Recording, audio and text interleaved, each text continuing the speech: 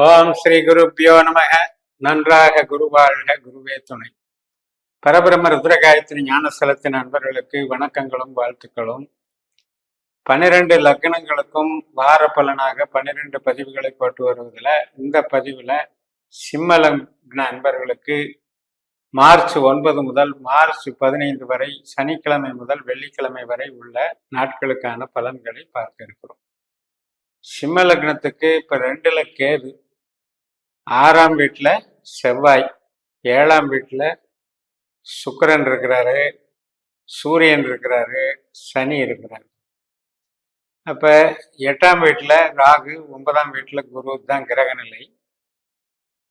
சனிக்கிழமை முதல் நாள் காலையில 7:54 இருந்து சதய நட்சத்திரம் கும்பராசியில சந்திரன் போயிடுறாரு. நம்மளுடைய லக்கணத்துக்கு 7ஆம் இடமான கும்பராசியில ஏற்கனவே சனி பகவான் அதே சதய நட்சத்திரத்துல போயிட்டு இருக்காரு. அது சனியோட சந்திரன் போய் சேர்ந்துக்கிறாரு. இதனால என்ன அப்படின்னா, நம்ம கணவன் மனைவி அல்லது கஸ்டமர்கிட்ட பேசும்போது ஏற்படக்கூடிய சின்ன சின்ன மனோபயம் சஞ்சலங்கள்னு எடுத்துக்கலாம். குழம்பிய மனதுன்னு சொல்றோம் இல்லையா, அது மாதிரி. பட் அதுல பெருசா வீழ்ச்சியோ ஒரு பெரிய மைனஸோ ஏற்படாது. 7ஆம் இடம் என்பது நமக்கு நம்ம காரியங்களை, நம்ம அன்றாட காரியங்கள், எதிரிகள், நண்பர்கள், போட்டியாளர்கள் எல்லாத்தையும் பார்க்குற இடம் தான். அதனால அது ஒன்றும் பெரிய ப்ராப்ளம் கிடையாது. ராகு நமக்கு 8ல் இருக்கார் இல்லையா, அதனால அந்த 8ல் இருக்கிற ராகுனுடைய தன்மைகள் எப்படி அப்படின்னா, நமக்கு எதிர்பாராத ஒரு விஷயங்கள் நடக்கிறதுக்கு வாய்ப்பு இருக்கு. யாருக்கெல்லாம் ஜனன ஜாதகத்துல ராகு 8ஆம் பாவ அதிகாரியாகவோ 12ஆம் பாவ அதிகாரியாகவோ அமைந்து விட்டால் அந்த மாதிரி வர்றதுக்கு வாய்ப்பு இருக்கு. ஸோ அதனால அதை நீங்க கொஞ்சம் கேர் எடுத்துக்கணும். அசால்ட்டா இருந்துடக்கூடாது. 8ஆம் இடம் என்பது விபத்து, பிரச்சனை, வாக்குவாதம், வம்பு வழக்கு, இப்படி. மறுநாள் மார்ச் 10ஆம் தேதி பூரட்டாதி நட்சத்திரம். பூரட்டாதி என்பது குருவனுடைய நட்சத்திரம். குரு நமக்கு பாக்கியஸ்தானத்துல மேஷராசியில பரணி நட்சத்திரத்துல சுக்கிரனுடைய நட்சத்திரத்துல இருக்கார். சுக்கிரனும் 7ஆம் வீட்டுல இருக்கிறதுனால நல்ல ஒரு சந்தோஷமான, மகிழ்ச்சியான, நெருங்கி பழகுபவர்களிடத்துல அந்யோன்யமாக பழகி பரிச்சயமாதல் மற்றும் உறவுகளை புதுப்பித்தல், வளர்ச்சிகள், குழந்தைகள் நலம், ஃபேமிலி வெல்ஃபேர் எல்லாமே சிறப்பாக இருக்கு. கோவில், குளம், ஆன்மீகம் இதுக்கும் நல்லா இருக்கு. மறுநாள் திங்கட்கிழமை உத்திரட்டாதி நட்சத்திரம். திங்கட்கிழமை மார்ச் 11ஆம் தேதி. அப்ப என்ன ஆகும், சந்திரன் 8க்கு போயிடுறாரு. 7ஆம் வீட்டுல இருக்கிற சந்திரன் 8ஆம் வீட்டுக்கு போயிடுது.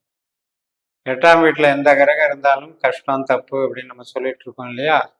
அதுல 8ஆம் வீட்டுல புதன் இருக்காரு, 8ஆம் வீட்டுல ராகு இருக்காரு, 8ஆம் வீட்டுல இப்ப சந்திரன் புதனோட சேர்ந்துடுறாரு உத்திரட்டாதி நட்சத்திரம். அப்ப நம்மளுடைய கைப்பொருள் செலவு பண்றது அல்லது கைப்பொருள் பிசினஸ்ல போடுறது, பிடிக்கிறது, கொடுக்கல் வாங்கல், இதுல எல்லாம் கொஞ்சம் எச்சரிக்கையா இருக்கு. அதாவது நம்மளுடைய பணம் பிறர் இடத்துல மாட்டிக்கிறதுங்கிறது அது குறிக்கிறது.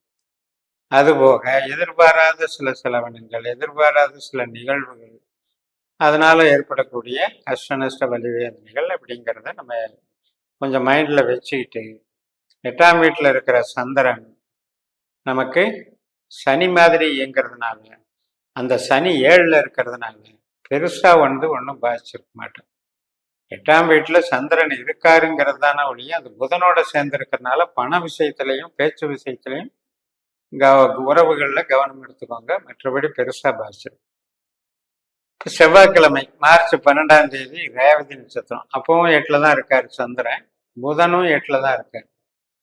அப்ப இந்த சமயத்திலையும் அதே மாதிரி பலன் தான். நம்ம அந்த பொருள் பாதுகாப்பு, ஹெல்த் இஷ்யூஸ்ல பாதுகாப்பு, சாப்பாடுல பாதுகாப்பு, உறவுகள் கிட்ட பேசுறதுல எச்சரிக்கை, இதையெல்லாம் மைண்ட் பண்ணிக்கணும். அந்த புதன்கிழமை, அதாவது செவ்வாய்க்கிழமை இரவு 8:29 ரேவதி நட்சத்திரம் நிறைவு பெற்று சந்திரன் அஸ்வினி நட்சத்திரத்துக்கு மேச ராசிக்கு மாறிடுறாரு. 8ஆம் வீட்டுல இருந்து சந்திரன் செவ்வாய்க்கிழமை நைட்டு 8:29 மாறிடுறாரு. மார்ச் 13ஆம் தேதி புதன்கிழமை மாலை 6:24 வரைக்கும் அஸ்வினி நட்சத்திரம் தான்.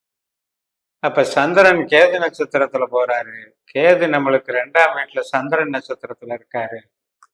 இது ஒரு மாதிரி மார்க்கெட்டிங் மூலமா வரக்கூடிய பணம், பூர்வீக சொத்து சம்பந்தப்பட்ட வரவுகள், தந்தை வழி ஆதாயம், இது மாதிரி மூலதன வழிய ஆதாயம், இப்படியெல்லாம் சில நன்மைகள் நடக்கும். வெளிநாடு சார்ந்த ஒரு நடவடிக்கைகள், வெளிநாடு சார்ந்த வேலை சார்ந்த நடவடிக்கைகளுக்கும் சாதகமாக இருக்கும்.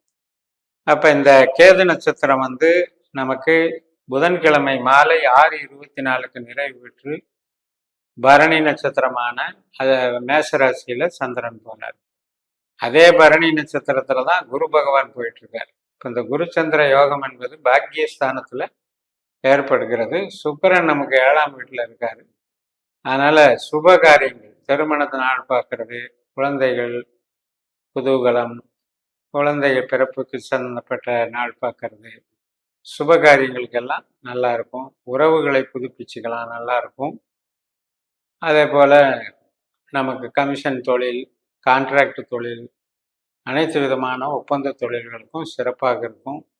சுக்கிரன் என்பது ஆடம்பரம், ஆடை, ஆபரணம் சேர்க்கைகள், இது மாதிரி தொழிலில் ஈடுபடுறது, ஹாஸ்பிட்டாலிட்டி எல்லாமே நல்லா இருக்கும்.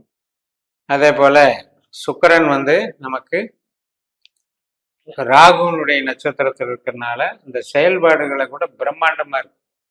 சனியும் சுக்கிரனும் சேர்ந்து 7ஆம் வீட்டுல ராகுனுடைய நட்சத்திரத்துல இருக்காங்க. சுக்கிரன் சனி அப்படிங்கிறது சேர்க்கையின் பலனையும் நம்ம அனுபவிக்கலாம். இந்த வியாழக்கிழமை அன்னைக்கு மாலை 4:55க்கு கார்த்திகை நட்சத்திரம் தொடங்குகிறது. மறுநாள் மார்ச் 15 வெள்ளிக்கிழமை மாலை 4:08க்கு கார்த்திகை நட்சத்திரம் முடிகிறது. இப்ப ரிஷபராசியில சந்திரன் சூரியன் நட்சத்திரத்துல சூரியனை போல செயல்படுறாரு. நமக்கு 10ஆம் இடம் தானே ரிஷபராசி. அப்ப சூரியன் எங்க இருக்காருன்னா அதே 15ஆம் தேதி 8ஆம் வீட்டுக்கு போயிடுறாரு. அந்த இன்னைக்கு சூரியன் பூரட்டாதி 4ஆம் பாகத்தில் இருக்கிறதுனால, குரு நமக்கு 9ஆம் வீட்டுல இருக்கிறதுனால அது சுபத்துவமான பலனை தரும். கடின ஒரு முயற்சிகள் இருக்கும். சில விஷயங்கள்ல எப்பதான் நம்ம இந்த காரியம் முடியுமோ அப்படின்னு எதிர்பார்த்துக்கிட்டு இருக்கிற விஷயம், இதெல்லாம் ஒரு கைகூடி வர்றதுக்கு உண்டான வாய்ப்புகள் இருக்கு. எதிர்பாராத சில நன்மைகள், எதிர்பாராத வளர்ச்சிகள், இதெல்லாம் ஏற்படும். சிம்ம லக்னத்தை பொறுத்த வரைக்கும் இந்த வாரம் முழுக்க உங்களுக்கு சதய நட்சத்திரத்துல தொடங்கி கார்த்திகை நட்சத்திர ரிஷபராசி வரைக்கும் 7ஆம் பாவம், 8ஆம் பாவம், 9ஆம் பாவம், 10ஆம் பாவம் 4 ராசிகள்ல சந்திரன் பயணிக்கிறாரு. அதுல 8ல சந்திரன் போவதில் மட்டும் கொஞ்சம் கவனம் எடுத்துக்கோங்க, பொருள் பாதுகாப்புல என்று கூறி நிறைவு செய்கிறேன். இந்த சேனலை சப்ஸ்கிரைப் பண்ணி ஷேர் பண்ணுங்க. உங்க தனிப்பட்ட ஜாதக பலாபலன்களை என்னுடைய வாட்ஸ்அப் நம்பர்ல தொடர்பு கொண்டு பலன் பெறுங்கள். உங்களிடமிருந்து விடைபெறுகிறேன். உங்கள் JMS. நன்றி, வணக்கம்.